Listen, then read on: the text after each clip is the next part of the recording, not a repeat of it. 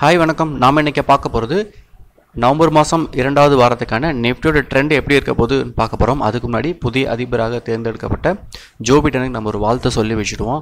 ஏன்னா நாளை மறுநாள் நம்ம என்னைக்காவது ஒரு நாள் அமெரிக்கா போகும்போது கண்டிப்பாக அவர் கேட்பார் ஏன் வாழ்த்து சொல்ல அப்படின்னு. ஸோ நம்ம சொல்லி வச்சுடுவோம். நாளைக்கு எந்த பஞ்சாயத்தும் இல்லாமல் பார்த்துக்கலாம். புதிய அதிபர் வந்திருக்கார். இவருடைய போக்கு எப்படி இருக்குது அப்படிங்கிறத பொறுத்து இருந்து பார்க்கணும். எந்த வகையிலும் சந்தைக்கு வந்து நம்ம சாதகமாக இருக்கும் பட்சத்தில் நமக்கு அது பெனிஃபிட் தான். ஓகே, இன்றைக்கி வீடியோவுக்கு நம்ம போகலாம். சில அப்டேட் நம்ம பார்த்துட்டு இன்றைக்கான வீடியோக்கு நம்ம போகலாம். நம்ம குரூப் ஆரம்பிச்சிருக்கோம். அந்த குரூப்போட நோக்கம் ஏற்கனவே சொல்லியிருக்கேன். ஆப்ஷனை ட்ரைனிங் பண்ணணும், அதாவது எனக்கு என்ன நாலேஜ் இருக்கோ அதை உங்களுக்கு ட்ரான்ஸ்ஃபர் பண்ணணும் அப்படிங்கிறதுக்காக தான். அதில் 2 டைப்ஸ் நம்ம பண்ணிட்டுருக்கோம். இன்னும் ரியல் ட்ரேட் பண்ணுறோம், இன்னும் பயிற்சிக்கான சில ட்ரேட்ஸ் அப்படிங்கிறது கொடுத்துட்ருக்கோம்.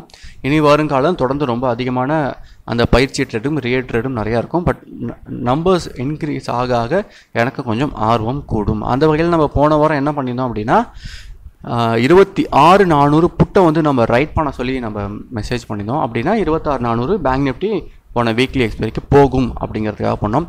பட் 26,375 வரையும் போயிட்டு 26,309 அப்படின்னு க்ளோஸ் ஆகிடுச்சு.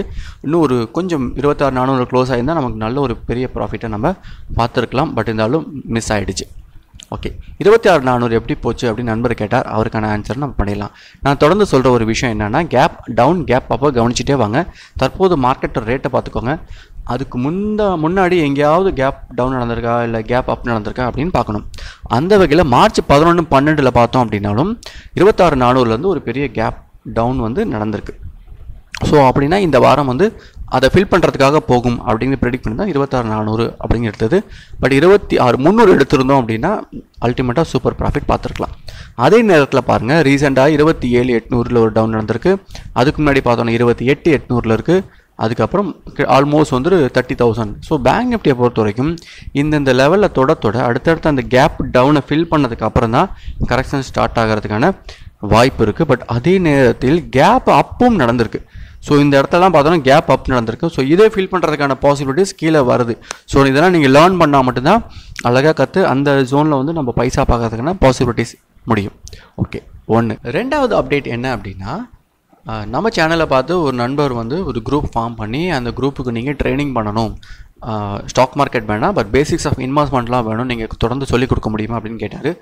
அதுக்காக நம்ம தொடர்ந்து வந்து ஒவ்வொரு வாரமும் வெள்ளிக்கிழமை வந்து நம்ம அந்த வெபினார் வந்து கண்டக்ட் பண்ணிகிட்ருக்கோம்.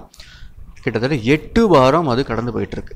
ஸோ உங்களில் யாராவது ஒரு குரூப்ஸ் இருக்கீங்க, ஃபார் எக்ஸாம்பிள் சிங்கப்பூரில் நிறைய நண்பர்கள் இருக்காங்க, ஒரு குரூப் உங்களால் ஃபார்ம் பண்ண முடியும் அப்படின்னா உங்களுக்கும் எனக்கும் ஒத்து வர ஒரு நேரத்தை சொன்னீங்க அப்படின்னா கண்டிப்பாக வகுப்பு எடுக்க ரெடியாக இருக்கேன். 3 கேட்டகரி இருக்குது. ஒன்று basics of investment, basics of stock market, அப்புறம் பேசிக்ஸ் ஆஃப் ஆப்ஷன். 3 கேட்டகரி. உங்களுக்கு எது வேணுமோ நீங்கள் தாராளமாக சூஸ் பண்ணிட்டீங்க அப்படின்னா அதில் வகுப்பு எடுக்க தயாராக இருக்கேன். வழக்கம் போல் எந்த ஒரு வகுப்பும் கட்டணம் கிடையாது. ஏன்னா இது லாப நோக்கம் இல்லாமல் தான் செயல்படணும் அப்படிங்கிறது. அதே நேரத்தில் எனக்கு என்ன நாலேஜ் இருக்கோ அது உங்களுக்கு ட்ரான்ஸ்ஃபர் பண்ணணும், அவ்வளோதான். நீங்கள் வந்து ஒவ்வொரு இடத்தையும் எதிர்பார்க்க தேவையில்லாமல் நீங்களே சுயமாக முடிவெடுத்து ஒரு ட்ரேடை கம்ப்ளீட் பண்ணணும் அப்படிங்கிறது பர்பஸ்க்காக தான் பண்ணுறோம். எந்த காரணத்துக்காகவும் கட்டணம் வசூல் செய்யப்பட மாட்டாது. அதே நேரத்தில் அடுத்த வாரத்துலேருந்து ஆப்ஷனுக்கான பேசிக்ஸ் வந்து வெபினார் ஸ்டார்ட் பண்ண போகிறேன். அதில் நீங்கள் கண்டிப்பாக எல்லோரும் கலந்துக்கணும். என்ன ரீசன் அப்படின்னா, ஒரு வீடியோ நம்ம பார்க்குறது அப்படிங்கிறது வேறு. அதையே இந்த மாதிரி வெபினாரை கண்டக்ட் பண்ணும்போது ஒரு அரை மணி நேரம் முடிச்சதுக்கப்புறம் ஒரு அரை மணி நேரம் கொஸ்டின் ஆன்சர் நம்ம டைம் கொடுக்கலாம். நீங்கள் என்ன தான் யூடியூப்பில் வந்து கமெண்ட் போட்டாலும் அதில் ஒரு திருப்தியான ஆன்சர் உங்களுக்கு கிடைக்காது. பட் இந்த மாதிரி டைமில் நீங்கள் ஆப்பர்ச்சுனிட்டி நல்லா யூஸ் பண்ணிக்கோங்க. உங்களுடைய கேள்விகளை நோட் பண்ணி வச்சுக்கோங்க. கண்டிப்பாக கேளுங்க. அந்த இடத்துலேயே அந்தந்த ஸ்பாட் அந்தந்த வாரத்துக்கான கேள்வி பதில் நம்ம முடிச்சுட்டு அடுத்த வாரம் போகும்போது நிறைய நாலேஜை நம்ம கெயின் பண்ண முடியும். இப்போ நம்ம இந்த வாரத்துக்கான நிஃப்டியை பார்க்கறதுக்கு முன்னாடி போன வாரம் சொன்னதெல்லாம் கரெக்டாக இருக்கான்னு பார்க்கலாம். மந்த்லி ட்ரெண்டை பொறுத்த வரைக்கும் நம்ம 12,000 அப்படின்னு சொல்லியிருந்தோம். 12,000 ஜோன் போய் ரிவர்ஸ் ஆகுதான்னு வெயிட் பண்ணி பாருங்கள், புட் எடுக்கலாம் அப்படின்னு சொல்லியிருந்தோம். 12,000 பிரேக் அடிச்சுட்டு போயிடுச்சு. வீக்லியை பொறுத்த வரைக்கும் அதை விட கம்மி தான், 11,868. ஸோ இதை பிரேக் பண்ண தான் 12,000 சொன்னோம். ஸோ 12,000 பிரேக் அவுட் ஆகிட்டு போயிடுச்சு.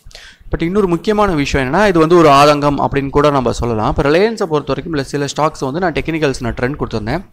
1880 வரும். 80 வந்ததுக்கப்புறம் இந்த ஜோனில் ரிவர்ஸ் இருக்குன்னு நம்ம முன்னாடியே சொல்லியிருந்தேன். பட் என்னென்னா, இது நம்ம இந்த மாதிரி ஒரு அட்வான்ஸாக நம்ம சொல்கிறோம், இங்கே கீழே வரும், இங்கேருந்து மேலே போகும், எவ்வளோ தூரம் போகும் அப்படின்னு நம்ம சொன்னால் அதை யாரும் கவனிக்க ரெடியாக இல்லை. ஆனால் அதே ரிலையன்ஸ் இறங்கினதுக்கப்புறம் ஒய் ரிலையன்ஸ் ஃபால் அப்படின்னு ஒரு வீடியோ போட்டோம் அப்படின்னா அதை போய் விழுந்து அடிச்சுட்டு போய் பார்க்குறேன். எனக்கு புரியல. அதே மாதிரி ரிலையன்ஸுக்கு ஏறினதுக்கப்புறம் ஒய் ரிலையன்ஸ் அப்பு அப்படின்னு போட்டால் அதையும் விழுந்து அடிச்சுட்டு போய் பார்க்குறாங்க. எனக்கு ஒரு விஷயம் புரியல. ஜஸ்ட் நீங்கள் இந்த மாதிரி வீடியோ பார்த்துக்கிட்டே இருந்தீங்கன்னா உங்களுக்கு 10 காசு கூட பிரயோஜனமே இல்லை. உங்கள் நாலேஜை கெயின் பண்ணவே முடியாது. அப்படியே பார்த்துக்கிட்டே இருக்க வேண்டியதான். பட் இந்த வகையில் நீங்கள் லேர்ன் பண்ணால் மட்டும்தான் நீங்கள் அட்வான்ஸாக என்ன பண்ண முடியும்னா எங்கெல்லாம் டவுன் வருது, எங்கெல்லாம் அப்பு வருது அப்படிங்கிறத நீங்கள் கண்டுபிடிக்க முடியும். அட்வான்ஸாக முடிச்சிட்டிங்க அப்படின்னா நீங்கள் எதையும் எதிர்பார்க்க தேவையே இல்லை. பேசாமல் நீங்கள் பாட்டு உங்கள் ட்ரேடை கம்ப்ளீட் பண்ணிட்டு ஆர்டரை போட்டு வெயிட் பண்ணலாம், டார்கெட்டை போட்டு பேசாமல் போயிட்டே இருக்கலாம். இன்னொரு விஷயம் என்னென்னா, இதுக்கு தாண்டி இன்னொரு அட்வான்ஸ் லெவல் ஒரு ஃபார்முலா வெரி ரீசெண்டாக தான் அதை கம்ப்ளீட் பண்ணேன். ரொம்ப வருஷமாக ஒர்க் அவுட் பண்ணது ரீசெண்டாக முடிச்சிட்டேன். பட் அதை உங்களுக்கு நான் சொல்லித்தரணும் அப்படின்னு ஒரு ஐடியாவில் இருந்தேன்.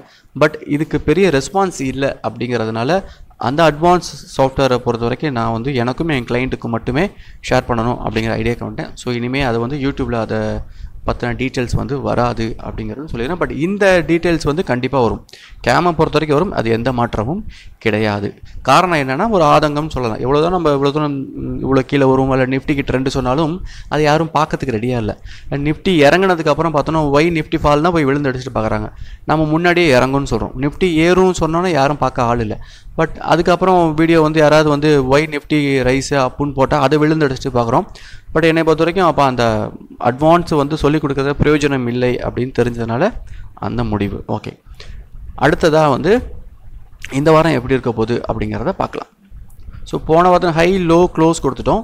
ஸோ இந்த வாரத்தை பொறுத்த வரைக்கும் ரீசெண்டாக அதாவது இந்த வருஷத்தோட ஹை பார்த்தோம் அப்படின்னா ஆல்மோஸ்ட் இந்த 12,400 வச்சுருந்தான். இந்த 12,462 அப்படிங்கிற ஜோனில் போகும்போது ஒரு பெரிய புக்கிங் இருக்கும். அதே நேரத்தில் இதை தாண்டினா மட்டும் 12,661 இருக்கும். ஸோ இதை பிரேக் அவுட் தாண்டுறது அப்படிங்கிறது சாதாரண விஷயம் இல்லை. ஸோ ஸ்லோவாக மேலே போயிட்டு இங்கே கரெக்ஷன்ஸுக்கு வாய்ப்புகள் இருக்குது. ஸோ நான் எப்பயும் தொடர்ந்து சொல்கிறேன் என்னென்னா, நிஃப்டியை பொறுத்த வரைக்கும் நீங்கள் இந்த கேப் அப்போல்லாம் கொஞ்சம் கன்சிடர் பண்ணிக்கோங்க. மேலே ஃபில் ஆனதுக்கப்புறம் இந்த லெவல் வரும். இந்த லெவல் வரும்போது அது திருப்பி என்ன ஆகும்னா ரைஸ் ஆகும். ஏற்கனவே சொல்லியிருக்கேன் இல்லையா, கேப் அப் நடந்திருக்கு. அந்த கேப் வருதுன்னா அங்கே டர்ன் ஆக பாசிபிலிட்டிஸ் இருக்குது. இந்த கேப்புக்கு கீழே போச்சுன்னா அடுத்த கேப் எங்கே இருக்குதுன்னு பாருங்கள், அது வரும். ஸோ தொடர்ந்து இது நீங்கள் லேர்ன் பண்ணால் மட்டும்தான் கற்றுக்க முடியும். இல்லைன்னா என்ன பண்ணலாம், ஒவ்வொரு வீடியோவை நம்ம பார்த்துக்கிட்டே இருக்க வேண்டியதான். இந்த வீடியோ பிடிச்சா லைக் பண்ணுங்கள். ரொம்ப ரொம்ப பிடிச்சவங்க நண்பர்களும் ஷேர் பண்ணுங்கள். நன்றி, வணக்கம்.